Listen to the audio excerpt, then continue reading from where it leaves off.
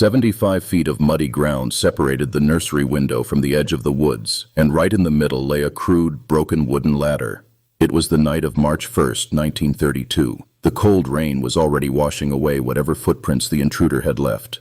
That fractured piece of timber was the only mistake the phantom made, a glaring error left in the darkness. The crime itself was unthinkable, striking violently at the heart of an American icon. The 20-month-old son of aviator Charles Lindbergh had been stolen from his crib on the second floor of the family's remote New Jersey estate. A handwritten ransom note, riddled with strange spellings and demanding $50,000, sat on the windowsill. The Lindbergh kidnapping immediately ignited a media firestorm that paralyzed the nation. The ensuing investigation was an absolute disaster of trampled evidence and chaotic police work. Reporters, souvenir hunters, and local law enforcement swarmed the Hopewell estate, obliterating the crime scene before a forensic perimeter could be established. Detectives chased thousands of dead-end tips, underworld rumors, and false confessions. Yet, amidst the noise and the frenzy, the physical truth of the crime remained silently waiting in the cold mud. That truth was locked securely inside the abandoned ladder. It was a bizarre, custom-built contraption, designed in 3 interlocking sections to fold down and fit inside a standard automobile.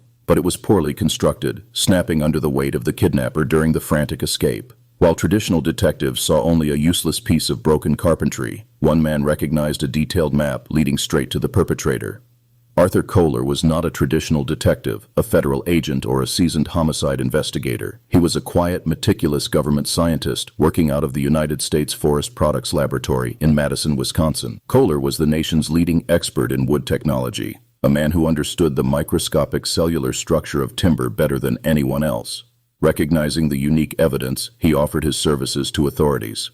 At first, the local police completely dismissed him. Law enforcement in the early 1930s relied heavily on fingerprints, blood typing, and eyewitness testimony, not the botanical properties of lumber. But as the case dragged on for months and the leads dried up, investigators finally relented. They boxed up the broken ladder and shipped it to Wisconsin. When Kohler opened that crate, he found his greatest puzzle. This pivotal moment marked the true birth of an entirely new scientific discipline within the criminal justice system. Kohler was focusing entirely on wood anatomy, treating the grain, the knots, and the growth rings with the exact same reverence a modern forensic technician gives to human DNA.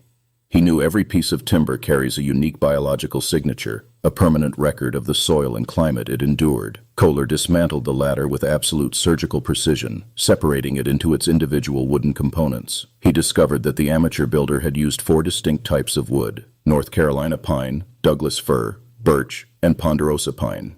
This specific combination was incredibly unusual for a single project, strongly suggesting the kidnapper had scavenged materials from multiple sources, likely a mix of lumberyard purchases and workshop scrap. The construction of the ladder rails revealed even more crucial details about the suspect. Kohler noted that the wood had not been milled specifically for this outdoor purpose. Instead, it was indoor flooring material, roughly and hastily repurposed. By examining the cellular structure under a high-powered microscope, he identified the exact species of pine used for the main uprights. This was a biological certainty rooted in botany. Beyond the wood anatomy itself, Kohler turned his intense attention to the mechanical scars left on the timber. He utilized the emerging concept of tool mark identification, treating the gouges and scrapes on the wood just like a ballistics profile on a fired bullet. Every hand plane, saw, and chisel leaves a microscopic, one-of-a-kind signature based on imperfections in its metal blade. The ladder was covered in these signatures. Kohler observed a specific pattern of parallel ridges left by a dull hand plane used to smooth the rough edges of the ladder rails. He measured the microscopic distance between these ridges, calculating the exact width of the cutting blade and the precise depth of its metallic imperfections. He knew that if law enforcement could ever find that hand plane, he could definitively tie it to the construction. But the hand plane marks were only one part of the forensic story. The edges of the North Carolina pine also bore the faint, rhythmic scalloping of a machine planer, the massive industrial equipment used at lumber mills to dress raw timber. By carefully measuring the exact distance between the microscopic wave patterns, Kohler mathematically deduced the mill's planer had 8 cutting knives, feeding lumber at 93 feet per minute. Armed with this precise mathematical profile, Kohler began an unprecedented national manhunt, not for a human suspect, but for a specific industrial machine. He drafted a detailed technical letter describing the exact specifications of the planer and sent it to more than 1,500 lumber mills stretching from New York to Alabama. It was a staggering logistical effort, requiring immense patience and unshakable belief in his deductions. Weeks slowly turned into months, but Kohler's relentless persistence finally paid off. A lumber mill located in Dorn, South Carolina, responded to his inquiry. They operated a machine that perfectly matched his highly calculated specifications. Kohler traveled directly to the mill, ran a sample piece of raw pine through their planer, and compared it to the ladder rail under a microscope. The spacing and depth were an absolute match. Now, Kohler had to establish an unbreakable chain of custody.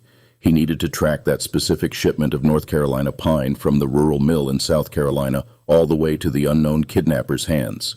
He meticulously combed through the mill's dusty shipping ledgers, tracing the lumber to a wholesale distributor and then following the extensive paper trail to a specific retail lumberyard located in the Bronx. This geographic revelation was a massive breakthrough for the investigation. The Bronx lumberyard significantly narrowed the massive search radius, placing the origin of the ladder materials squarely in the New York metropolitan area.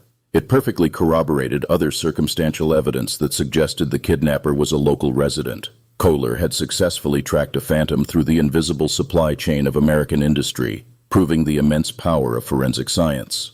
The final breakthrough in the case came in September 1934, when an observant Bronx gas station attendant noted the license plate of a nervous man paying with a $10 gold certificate.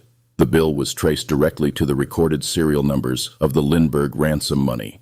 Police swiftly arrested a German immigrant and skilled carpenter named Bruno Richard Hauptmann. The physical link to the crime scene, however, remained fragile. Authorities knew they needed more than just the mere possession of the ransom money to secure a watertight legal conviction. They needed concrete evidence to place Hauptmann at the Hopewell estate on the night of the kidnapping. They called Arthur Kohler back into the fold immediately. Kohler arrived in New York and urgently asked to search Hauptmann's residence, specifically focusing his attention on the suspect's detached garage and dusty attic. Inside the dimly lit garage, Kohler found a rusted handplane hidden away on a cluttered workbench. He took a piece of scrap wood, ran the dull tool across the surface, and placed it under his comparison microscope right next to a rail from the kidnapping ladder. The microscopic ridges aligned perfectly. The nicks in Hauptmann's blade were identical to the deep scars on the ladder. It was devastating evidence, but the most chilling and undeniable discovery was waiting up in the dark attic. Kohler noticed that a section of the wooden floorboards had been recently pried up and completely removed. He took rail number 16 from the crime scene ladder and laid it down directly into the empty gap in the attic floor. The dimensions were a perfect fit, but Kohler still needed to scientifically prove the match. He meticulously examined the end grain of the ladder rail and the end grain of the remaining attic floorboard. He matched the annual growth rings, the specific pattern of the dark knots, and the cellular alignment of the wood anatomy. The grain flowed continuously and flawlessly from the floorboard directly into the ladder rail. It was an impossible coincidence. The wood had been sawed in half by the suspect. When the trial of the century finally began in Flemington, New Jersey, the crowded courtroom was an absolute circus of celebrities, aggressive reporters, and screaming crowds. Amidst the chaos and the highly emotional testimony of Charles Lindbergh himself, Arthur Kohler calmly took the stand.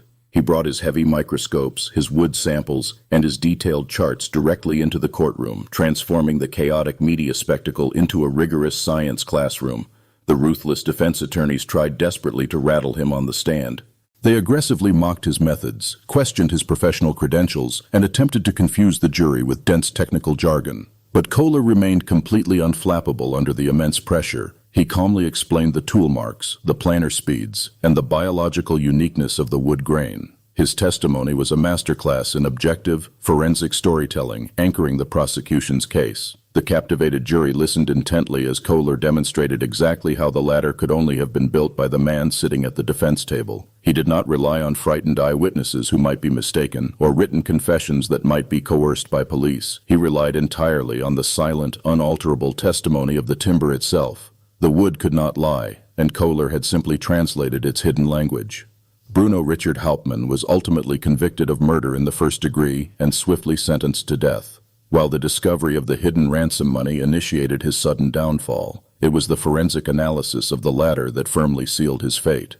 Kohler's brilliant, exhaustive analysis closed the loop on the massive investigation, proving beyond a reasonable doubt that the carpenter from the Bronx had stood in the cold mud. Today, the groundbreaking techniques pioneered during this decades-old mystery remain absolutely foundational to modern criminal investigations. Arthur Kohler proved to the world that the natural environment holds a permanent, unyielding record of our actions, waiting only for the right investigator to read it. He took a broken piece of scrap wood and used it to bring down the most wanted man in America, forever changing the landscape of forensic science.